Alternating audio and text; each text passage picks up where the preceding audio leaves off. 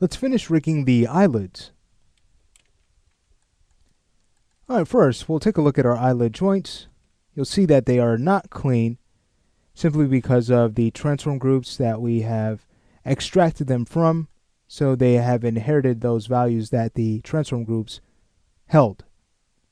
So no problem at all. All we need to do is grab these eyelid joints and freeze their transforms. Since they are not tied to a skin cluster at all, we can safely do that with no warning. Alright, so just to test this out, going to the z-axis, we still have our mirroring effect. Great. And we do want our rotate values zeroed out so that they match to the values of our custom attributes, and also so that the animator has a quick way to go back to bind pose by simply zeroing out those parameters. So it's just a matter of now using the connection editor to finish up.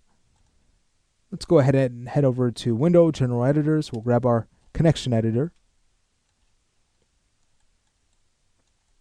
We could always start on the left side. So let's say we grab our head control, load that on the left.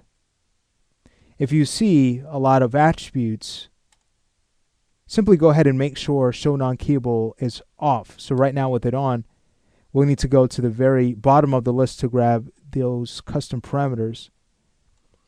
But if we were to go ahead and have that off, we go right to the animatable parameters.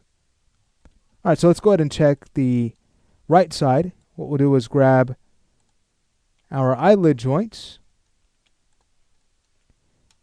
and with them both selected, we'll load them to the right side. Again, just double check to make sure that you have Show Non-Keyable off. Now it's just a matter of connecting from the left upper lid to the upper lid rotate z-axis. Okay, let's go ahead and do the same thing for the lower lid. We connect to its z-axis. So now when we grab our head control, pretty straightforward, we can now control our eyelids. Pretty simple, but at the same time really neat, especially when we start to animate this character and bring her to life. Well, this is going to make a big difference. The eyes are a very important tool to creating realism in your animations.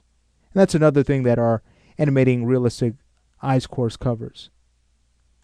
Alright, let's go ahead and finish this up. We will grab our right side joints, go ahead and load those in on our input side. Let's go ahead and expand the rotate list, and we connect from the upper lid to the upper lid rotate Z, lower lid to the lower lid rotate Z. And as always, we want to test things out, so let's go ahead and grab our head control and start to move around these custom attributes. And there we have it. So the eyelids are finished. Well, what's next? The next step is to rig the character's hair. So we'll begin that in the following lesson.